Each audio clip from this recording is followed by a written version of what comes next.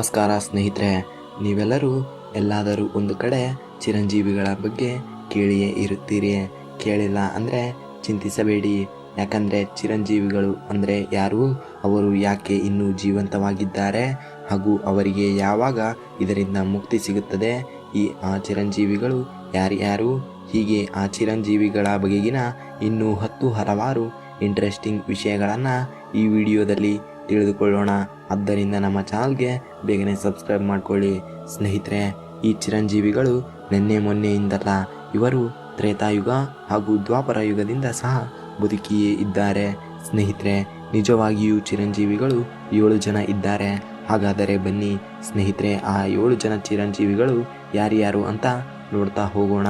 ಸ್ನೇಹಿತರೆ, ಈ 7 ಜನ ಚಿರಂಜೀವಿಗಳ ಹೆಸರು ಒಂದೇ ಶ್ಲೋಕದಲ್ಲಿ ಇದೆ ಹಾಗೂ ಆ ಶ್ಲೋಕ ಹೀಗಿದೆ: ಅಶ್ವತ್ಥಾಮ ಬಲಿರ್ವ್ಯಾಸೋ ಹನುಮಾಂಚ ವಿಭೀಷಣಃ ಕೃಪಾಂ ಪರಶುರಾಮಶ್ಚ ಸಪ್ತೈತೆ ಚಿರಂಜೀವಿನಃ.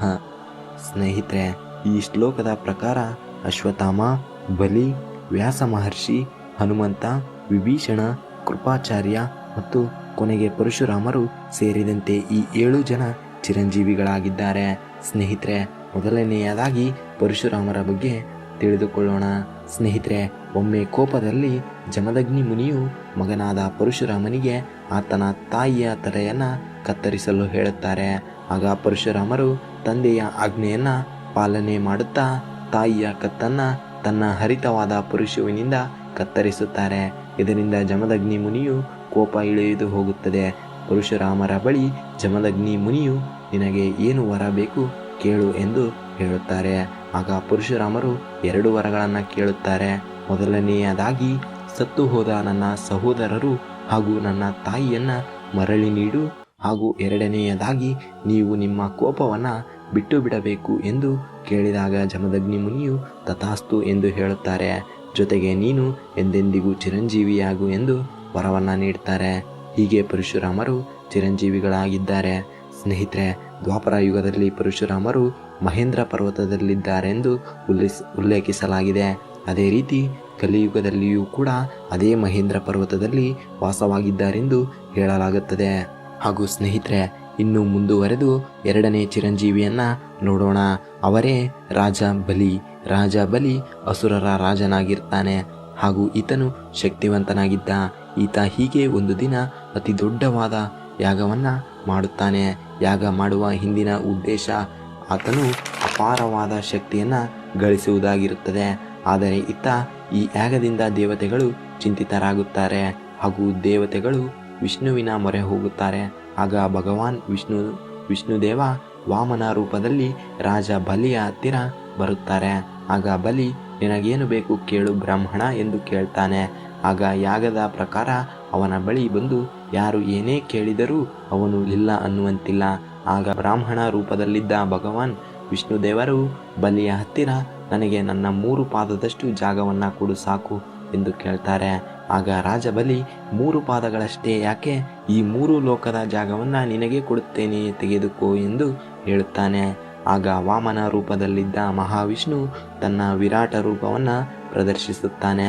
ಒಂದು ಹೆಜ್ಜೆಯನ್ನು ಸಮಸ್ತ ಭೂಮಂಡಲದ ಮೇಲೆ ಇರಿಸುತ್ತಾನೆ, ಇನ್ನೊಂದನ್ನು ಸ್ವರ್ಗದ ಮೇಲೆ ಇರಿಸುತ್ತಾರೆ ಹಾಗೂ 3ನೆಯ ಹೆಜ್ಜೆಯನ್ನು ಇಡಲು ಜಾಗ ಇಲ್ಲದ ಕಾರಣ ಎಲ್ಲಿಡಲಿ ಎಂದು ಬಲಿಯ ಹತ್ತಿರ ಕೇಳ್ತಾರೆ. ಆಗ ಬಲಿಯು, ಉಳಿದಿರುವುದು ನನ್ನ ತಲೆ ಮಾತ್ರ ಪ್ರಭು ಎಂದು ನಗುತ್ತಾ ಹೇಳ್ತಾನೆ. ಆಗ ತಕ್ಷಣ ಪ್ರಭುವು ತಮ್ಮ 3ನೇ ಪಾದವನ್ನು ಬಲಿಯ ತಲೆಯ ಮೇಲೆ ಇರಿಸುತ್ತಾರೆ. ಹೌದು ಸ್ನೇಹಿತರೆ, ದೇವಿ ಭಾಗವತ ಪುರಾಣದ ಪ್ರಕಾರ ವಿಷ್ಣು ಬಲಿಗೆ ಮೆಚ್ಚಿ ಬಲಿಯನ್ನು ಪಾತಾಳ ಲೋಕದ ಸುತಳ ಲೋಕದಲ್ಲಿ ಇರಿಸುತ್ತಾರೆ. ಇಲ್ಲಿಗೆ ಇಂದ್ರಾದಿ ದೇವತೆಗಳು ಕೂಡ ಹೋಗುವುದು ಅಸಾಧ್ಯವಾಗಿರುತ್ತದೆ. ಕಲಿಯುಗದಲ್ಲಿಯೂ ಕೂಡ ಪಾತಾಳ ಲೋಕದ ಸುತಳ ಲೋಕ ಬಲಿ ಇದ್ದಾನೆಂದು ನಂಬಲಾಗುತ್ತದೆ ಹಾಗೂ ಅವನು ಕಲಿಯುಗದ ಅಂತ್ಯದವರೆಗೂ ಸಹ ಅಲ್ಲಿಯೇ ಇರುತ್ತಾನೆಂದು ಹೇಳಲಾಗುತ್ತದೆ. ಹಾಗೂ 3ನೇ ಚಿರಂಜೀವಿ ಬಂದು ಭಗವಾನ್ ಹನುಮಂತ. ಹೌದು ಸ್ನೇಹಿತರೆ, ಹನುಮಂತನು ಶಿವನ ಅಂಶ, ಶಕ್ತಿ, ಯುಕ್ತಿ ಹಾಗೂ ಭಕ್ತಿಯಲ್ಲಿ ಹನುಮಂತನಿಗೆ ಯಾರೂ ಸಹ ಸರಿಸಾಟಿ ಇಲ್ಲ. ಇದಕ್ಕೆ ಒಂದು ಉತ್ತಮ ಉದಾಹರಣೆ ಎಂದರೆ, ಹನುಮಂತನು ಬಾಲಕನಾಗಿದ್ದಾಗಲೇ ಸೂರ್ಯನನ್ನು ಕಂಡು ಅದನ್ನು ಹಣ್ಣು ಎಂದು ಭಾವಿಸಿ ತಿನ್ನಲು ಹೋಗುತ್ತಿದ್ದಾಗ ಅಡ್ಡ ಬಂದ ಇಂದ್ರದೇವ ತನ್ನ ವಜ್ರಾಯುಧದಿಂದ ಹನುಮಂತನನ್ನ ಹೊಡೆದು ಮಲಗಿಸುತ್ತಾನೆ. ಇದರಿಂದ ಕೋಪಗೊಂಡ ವಾಯುದೇವ ಸಮಸ್ತ ಭೂಮಂಡಲದ ಗಾಳಿಯನ್ನೆಲ್ಲ ತೆಗೆದುಕೊಂಡು ಬಿಡುತ್ತಾನೆ. ಆಗ ದೇವತೆಗಳೆಲ್ಲ ಬ್ರಹ್ಮನ ಬಳಿ ಹೋಗ್ತಾರೆ. ಆಗ ಬ್ರಹ್ಮದೇವರು ಹನುಮಂತನನ್ನ ಆಶೀರ್ವಾದಿಸಿ ಚಿರಂಜೀವಿ ಆಗುವಂತೆ ವರವನ್ನ ನೀಡುತ್ತಾನೆ ಎಂದು ಹೇಳಲಾಗುತ್ತದೆ. ಆದ್ದರಿಂದ ಹನುಮಂತ ಇನ್ನೂ ಸಹ ಬದುಕಿದ್ದಾನೆ ಎಂದು ಹೇಳಲಾಗುತ್ತದೆ. ಇನ್ನು ಮುಂದುವರೆದು ನಂತರ ಬರೋದು ವಿಭೀಷಣ. ರಾಮಾಯಣ ಕಾಲದಲ್ಲಿ ಈತನು ರಾಮ ಹಾಗೂ ರಾವಣನ ಯುದ್ಧದಲ್ಲಿ ರಾವಣನನ್ನ ತೊರೆದು ರಾಮನ ಸೈನ್ಯವನ್ನ ಸೇರಿಕೊಳ್ತಾನೆ. ರಾವಣನು ಸತ್ತ ನಂತರ ಲಂಕೆಯ ರಾಜನಾಗುತ್ತಾನೆ. ಹಾಗಾದರೆ ವಿಭೀಷಣನಿಗೆ ಚಿರಂಜೀವಿಯ ವರವನ್ನ ನೀಡಿದವರಾದರೂ ಯಾರು ಎಂದು ಕೇಳಿದರೆ ಸ್ನೇಹಿತರೆ, ರಾವಣ, ವಿಭೀಷಣ, ಕುಂಭಕರ್ಣ ಬ್ರಹ್ಮದೇವರನ್ನ ಕುರಿತು ಕಠಿಣ ತಪಸ್ಸನ್ನ ಮಾಡುತ್ತಾರೆ. ಇವರ ಕಠಿಣ ತಪಸ್ಸಿಗೆ ಮೆಚ್ಚಿದ ಬ್ರಹ್ಮದೇವರು ಪ್ರತ್ಯಕ್ಷರಾಗುತ್ತಾರೆ. ದೇವತೆಗಳ ತಂತ್ರದಿಂದ ಕುಂಭಕರ್ಣನಿಗೆ 6 ತಿಂಗಳು ನಿದ್ದೆ, 1 ದಿನ ಭೋಜನ ಇರುತ್ತೆ. ಇನ್ನು ರಾವಣನಿಗೆ ಮನುಷ್ಯ ವಾನರನ್ನ ಬಿಟ್ಟು ಬೇರೆ ಯಾರಿಂದ ಸಹ ಸಾವಿಲ್ಲ ಎಂದು ವರ ಸಿಗುತ್ತದೆ. ಕೊನೆಯಲ್ಲಿ ಬ್ರಹ್ಮದೇವ ವಿಭೀಷಣನ ಹತ್ತಿರ ಏನು ವರ ಬೇಕೆಂದು ಕೇಳ್ತಾನೆ. ಆಗ ವಿಭೀಷಣ ತನ್ನ ತಾನು ಬದುಕಿರುವವರೆಗೂ ಕೊನೆಯ ತನಕ ಧರ್ಮದ ಹಾದಿಯಲ್ಲಿ ಹೋಗುವ ವರವನ್ನ ಕೊಡು ಎಂದು ಕೇಳ್ತಾನೆ. ಆಗ ಬ್ರಹ್ಮದೇವರು ವಿಭೀಷಣನ ಧರ್ಮವನ್ನ ಮೆಚ್ಚಿ ನೀನು ಚಿರಂಜೀವಿಯಾಗು ಎಂದು ವರವನ್ನ ಕೊಡ್ತಾರೆ. ಈ ರೀತಿಯಾಗಿ ವಿಭೀಷಣ ಚಿರಂಜೀವಿಗಳ ಪಟ್ಟಿಯನ್ನ ಸೇರ್ತಾನೆ. ಇನ್ನು ಚಿರಂಜೀವಿ ಅಶ್ವತ್ಥಾಮ ಉಪಪಾಂಡವರನ್ನ ಸಾಯಿಸಿದ್ದಕ್ಕಾಗಿ ಶ್ರೀಕೃಷ್ಣ ಕೋಪಗೊಂಡು ಘೋರ ಶಾಪವನ್ನ ನೀಡ್ತಾರೆ. ಅಷ್ಟೇ ಅಲ್ಲ ಸ್ನೇಹಿತರೆ, ಶಾಪದ ವಿಮೋಚನೆಗಾಗಿ ಕಲಿಯುಗದ ಅಂತ್ಯದವರೆಗೂ ಅಶ್ವತ್ಥಾಮ ಕಾಯಬೇಕಾಗಿದೆ. ಅಶ್ವತ್ಥಾಮನ ಮೇಲೆ ಕಲಿಯುಗದ ಅಂತ್ಯದವರೆಗೂ ಕೃಷ್ಣನ ಭೀಕರ ಶಾಪ ಪರಿಣಾಮ ಬೀರಲಿದೆ. ಹೀಗೆ ಎಲ್ಲ ಚಿರಂಜೀವಿಗಳು ವರದಿಂದ ಚಿರಂಜೀವಿಗಳಾದರೆ ಅಶ್ವತ್ಥಾಮ ಮಾತ್ರ ಶಾಪದಿಂದ ಚಿರಂಜೀವಿಯಾಗಿದ್ದಾನೆ. ಇನ್ನು ಕೊನೆಯದಾಗಿ ಕೃಪಾಚಾರ್ಯ. ಇವರು ನಮಗೆ ಮಹಾಭಾರತದ ಕಾಲದಲ್ಲಿ ಕಾಣಸಿಗುತ್ತಾರೆ. ಇವರು ಕೌರವರ ಹಾಗೂ ಪಾಂಡವರ ಕುಲಗುರುಗಳಾಗಿರುತ್ತಾರೆ. ಇವರ ಸಹೋದರಿಯ ಮದುವೆ ದ್ರೋಣಾಚಾರ್ಯರ ಜೊತೆ ಆಗುತ್ತದೆ. ಮಹಾಭಾರತ ಯುದ್ಧದಲ್ಲಿ ಕೃಪಾಚಾರ್ಯರು ಕೌರವರ ಜೊತೆ ಸೇರಿ ಪಾಂಡವರ ವಿರುದ್ಧವಾಗಿ ಯುದ್ಧ ಮಾಡ್ತಾರೆ. ಆದರೆ ಕೃಪಾಚಾರ್ಯರಿಗೆ ಚಿರಂಜೀವಿಯ ವರದಾನವಿತ್ತು ಎಂದು ಹೇಳಲಾಗುತ್ತದೆ. ಸ್ನೇಹಿತರೆ, ನಮಗೆ ಇವರ ಬಗ್ಗೆ ಹೆಚ್ಚಿನ ಮಾಹಿತಿ ದೊರೆತಿಲ್ಲ, ಆದ್ದರಿಂದ ಕ್ಷಮೆ ಇರಲಿ. ಹಾಗೂ ಕೊನೆಯದಾಗಿ ಬರುವವರು ವೇದವ್ಯಾಸರು. ಇವರು ಋಷಿ ಪರಾಶರ ಮತ್ತು ಸತ್ಯವತಿಯ ಮಗ.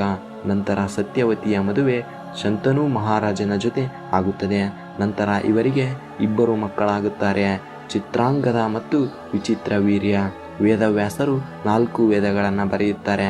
ಇದರ ಜೊತೆಗೆ 18 ಪುರಾಣಗಳನ್ನು ಸಹ ಬರೆಯುತ್ತಾರೆ. ಇದರಿಂದಾಗಿ ಇವರು ಸಹ ಚಿರಂಜೀವಿಗಳಾಗಿದ್ದಾರೆ. ಸ್ನೇಹಿತರೆ, ಇವರೆಲ್ಲ ಚಿರಂಜೀವಿಗಳಾದರೂ ಇವರೆಲ್ಲ ಸಹ ಇಲ್ಲಿಯವರೆಗೆ ಕಾಯಲು ಕಾರಣ ಕಲಿಯುಗದ ಅಂತ್ಯ. ಹೌದು ಸ್ನೇಹಿತರೆ, ಹಿಂದೆ ಶ್ರೀಕೃಷ್ಣನು ಸ್ವತಃ ಹೇಳಿದ್ದಾರೆ, ನಾನು ಕಲಿಯುಗವನ್ನ ಹಾಗೂ ಕಲಿಯನ್ನ ಅಂತ್ಯ ಮಾಡಲು ಕಲ್ಕಿಯ ಅವತಾರ ಎತ್ತಿ ಬರುತ್ತೇನೆ ಎಂದು ಹೇಳಿದ್ದಾರೆ. ಆದ್ದರಿಂದ ಈ ಚಿರಂಜೀವಿಗಳು ವಿಷ್ಣುದೇವರ ಕೊನೆಯ ಅವತಾರವಾದ ಕಲ್ಕಿ ಅವತಾರಕ್ಕಾಗಿ ಕಾಯುತ್ತಿದ್ದಾರೆ. ಸ್ನೇಹಿತರೆ, ಇದಾಗಿತ್ತು ಇಂದಿನ ವಿಡಿಯೋ. ಈ ವಿಡಿಯೋದಿಂದ ನೀವೇನಾದರೂ 1% ಆದರೂ ಕಲ್ತಿದ್ರೆ ವಿಡಿಯೋಗೆ ಒಂದು ಲೈಕ್ ಮಾಡಿ. ನಮಸ್ಕಾರ, ಧನ್ಯವಾದಗಳು ಸ್ನೇಹಿತರೆ.